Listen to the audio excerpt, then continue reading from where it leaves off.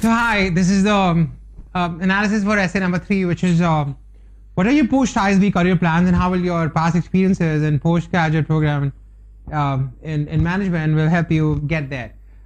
So very quickly, I had done so it's a very modern video that you must watch, which is your past plus MBA. How will that give you your short-term and your long-term goals? And you can pause this video right now if you want. You can go and watch that. It's on our website. It's also hosted on YouTube. Look for Pythagurus Education Employability video. Now, there's asking you too many things in this video, and you have a word limit of 300 words maximum. So you have to tell them about your past. You have to tell them about why you need an MBA, and you have to tell them where are you headed now, right? And I would encourage you to have a split of 30% for the past, and roughly 30-35% for where you headed, and then 30-35% of why ISB will help you get there. And the where you headed and why will ISB help you get there, the 70%, you can actually make this create a very strong mix of strongly related variables that will help them understand that why are you looking at XYZ electives, why are you looking at certain clubs, why are you looking at these industry verticals, whatever, right? So there's a video on Interview Ninjas which talks about how will you pick, what characteristics of a particular school will you pick when you have to tell them I really want to be there. Like if you want to write an essay for Tuck, or if you want to write an essay for why Duke, or if you want to write an essay for why ISB, what parameters should one be looking at that will help you differentiate one school from the other? I'm not talking about rankings, I'm not talking about international exposure, I'm not talking about the reputation or the credibility of the program, but what specific variables such as architecture of the curriculum, flexibility of the curriculum, and a lot of other things that go into creating a particular school for you. That's there on the Interview Ninjas website. Definitely watch it. Now, looking at this, coming back to this one, whenever you're telling them what have you done, where are you headed, why do you want to get there, look at this equation. Your past plus an MBA will give you your short-term and your long-term goals. And as I said, in the other video, your past has certain transferable skill sets, A, B, C, D, E. You have aha moments. Aha moment is what inspired you to look at your short-term career? What inspired you to look at, hey, you know what? You wake up and decide that I've been struggling with this thing for the last 12 to 14 to 18 months, and I realized that this is my time to look at my next part of my life, which is doing an MBA to get there.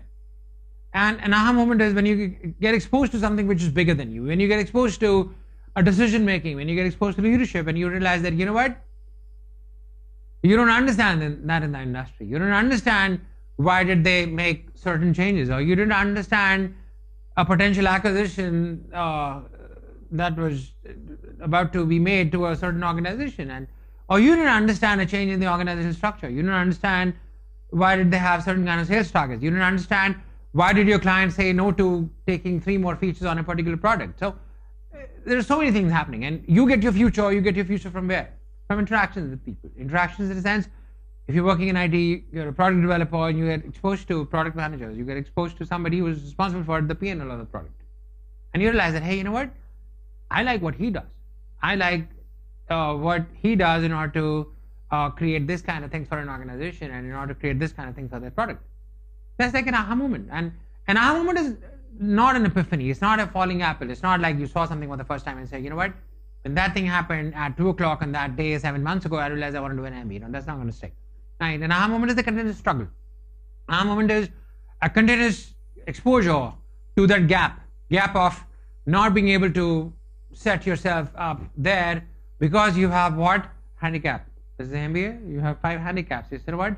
If I get a job in my short-term goal right now, I will not be able to accomplish that because of these handicaps. Don't tell ISB that you're simply a placement agency for me. That if I come here and you will help me get recruited to these kind of organizations, and I'll work with Bain, BCG, McKinsey, or Morgan Stanley, or Google, or Microsoft, and ISB will think that, all right, so we are a recruiting agency for you, and you think that if you had the job next Monday, you will perform right from the very first day. Don't tell them that. And to be honest, I don't even believe that you'll be able to perform there. You have handicaps, you have thought process, which currently may not conform with what the organization in your future is looking at. Right? you don't necessarily have to list those handicaps as finance, marketing, or operations. Everybody's going to do that. Everybody will talk about why am I missing a management perspective when I need education in finance or operations or marketing. So once again, definitely watch that video on equation of employability that talks about how your past plus an MBA will give you your future. There's another video where I have showcased a very strong connect between the background of automotive and manufacturing to a future of private equity. Very unlikely. Somebody who wants to work in private equity, somebody who wants to work in PE will have to go through the investment banking route or the consulting route. But even if you want to create, I wanted to showcase a very diverse industry set and show how can they be related. So definitely watch that video.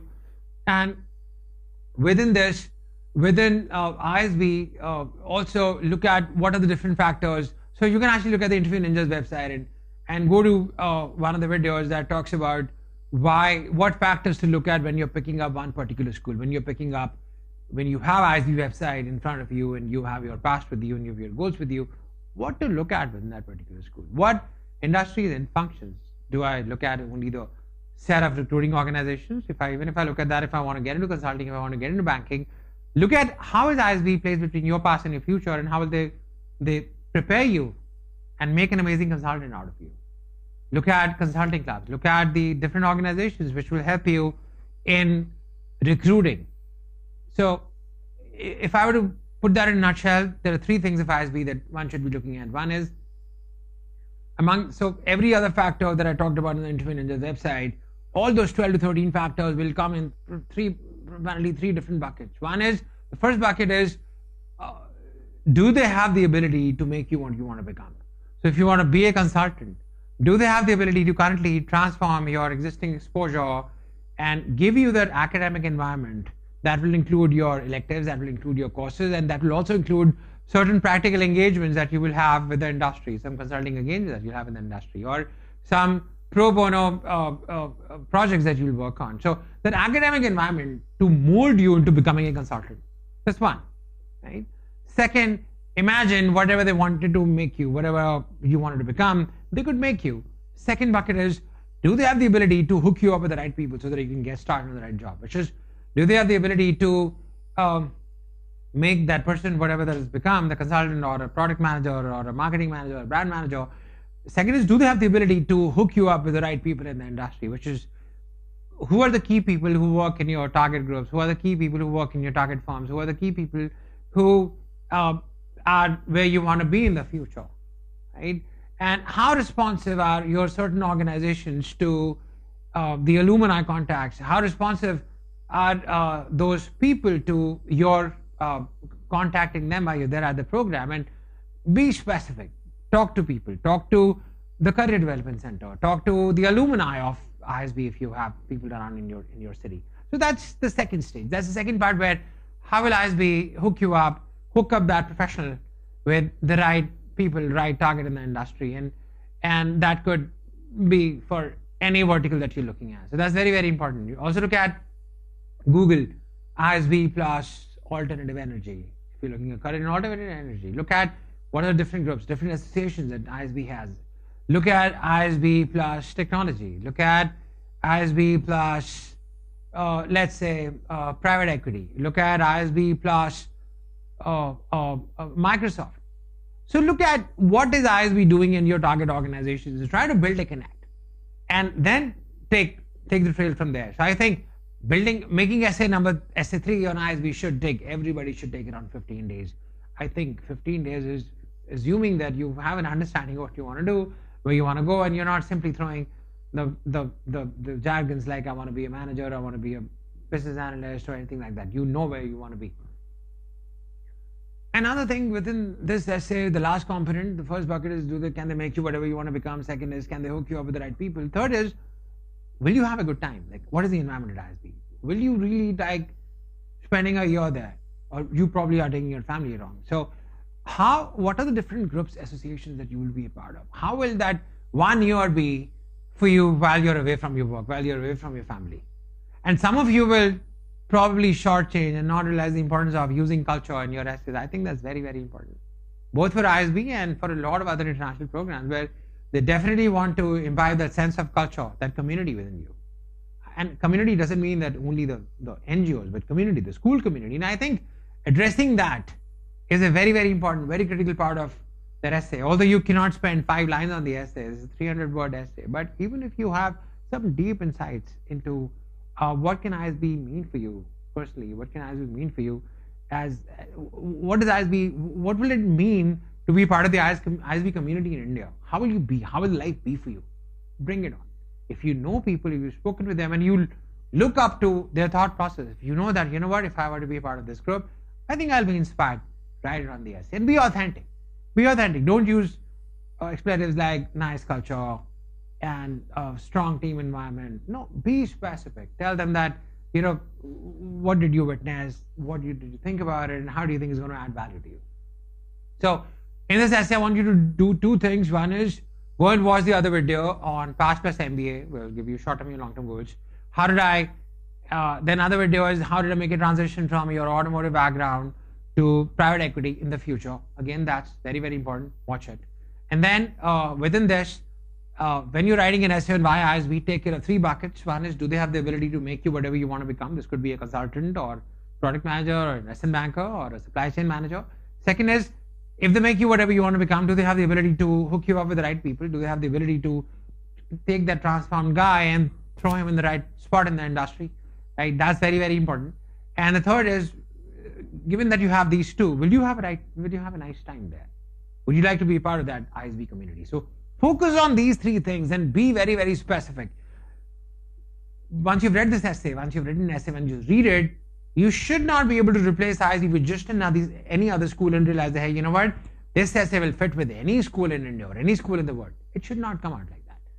I see a lot of essays where it's sad when I see an essay that says that ISB will help me elevate my current position and take it to a next level. ISB will do this and ISB will do that. And I can just remove ISB and I can put it any school there, and their essay can be directly submitted to any other program in India or any other program in the world for that matter. So that's not unique enough. You're not telling ISB anything. You're just using English language to express that you need to have an MBA and you want to go to ISB. That's not going to work. So focus on these things. Now, last essay, which is the optional essay.